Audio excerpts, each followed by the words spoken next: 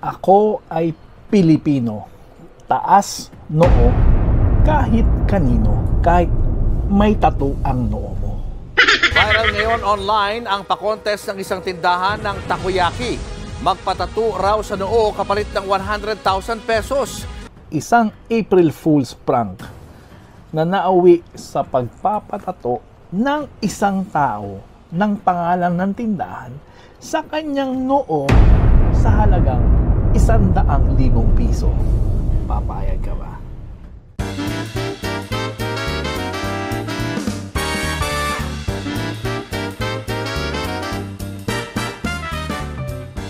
In today's video, pag-usapan natin ang issue ng isang takoyaki store sa April Fool's Day.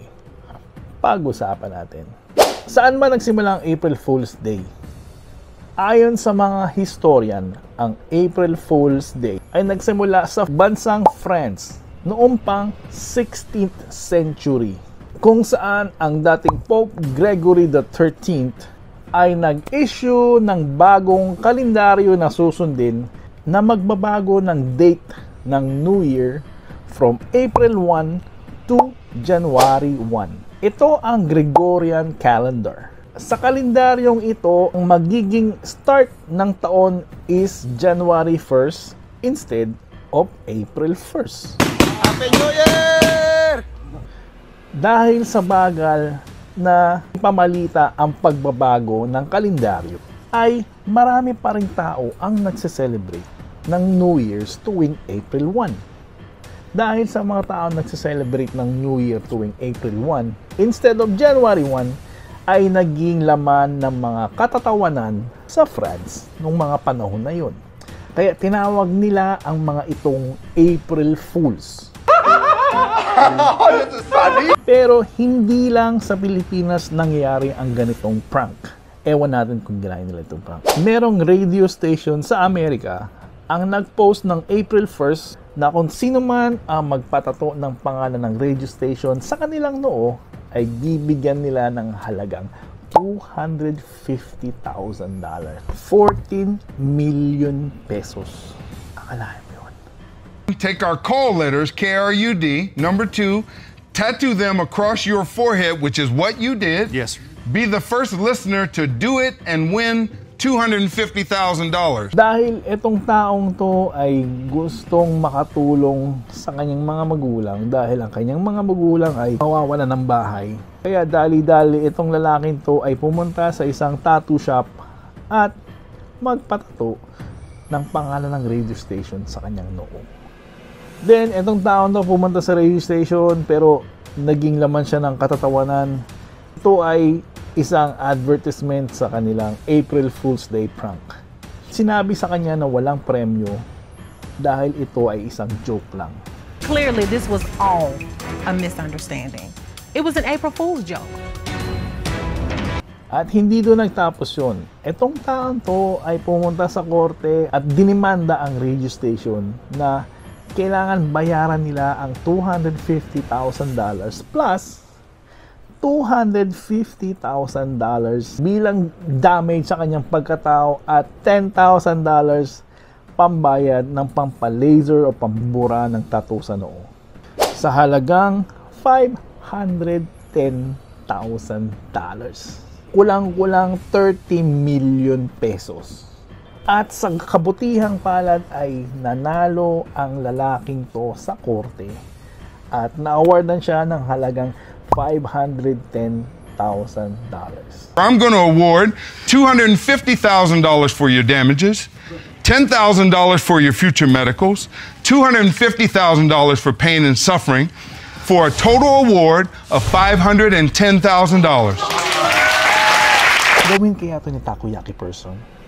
Sa kasamaang palad, Jong, hindi niya nabasa yung message sa ilalim. So, ayun ang nangyari. April Fools. Ang takoyaki store nito sa Pilipinas ay nag-post kung sino man ang magpatato sa noo ng pangalan ng takoyaki store nila gaganti pala ng 100,000 piso. At pumunta ni Dali nagpatato ng takoyaki store name sa kanyang noo. Nakita mo lang yung yung A-line nasa ano lang, nasa may gitna. So lang. Tapos nagpatato ka na kagad. Amot sa aring reaksyon ng mga netizen sa ginawa nitong takoyaki store na to.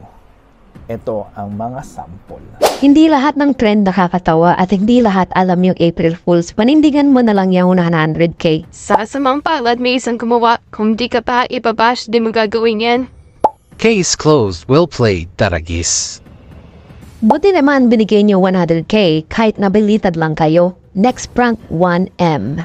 At hindi doon nagtapos ang issue na to.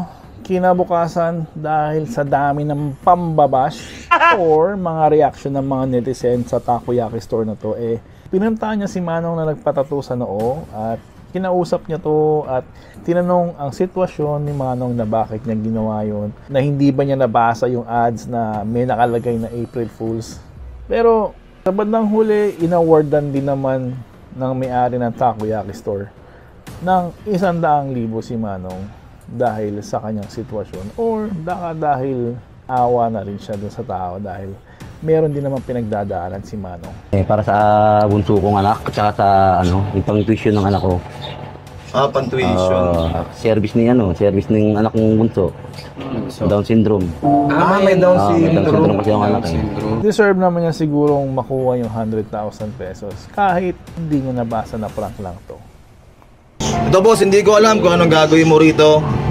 Ikaw na bahala dyan. Salamat, maraming salamat. Sabang may kasalanan dito, kasalanan ba ng store or kasalanan ba ni Manong na hindi niya nabasa yung fine print dun sa post ng takoyaki store na to? Anyways, everybody's happy naman. Nagkaroon ng 100,000 piso si Manong dahil sa kanyang ginawa. Tinupad naman ng takoyaki store na to ang kanilang promise na kahit na joke to ay tinupad nila na bigyan ng 100,000 kung sino man nagpatato sa unoo nila.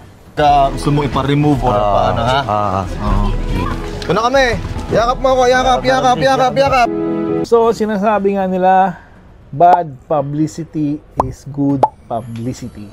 So kaya nag-trending ang pangalan ng store sa Facebook or sa news dahil sa issue na to. So yun lang for today's video para po sa inyo. Please like and subscribe. Mabuhay ka at mabuhay kayong lahat. Ayaw.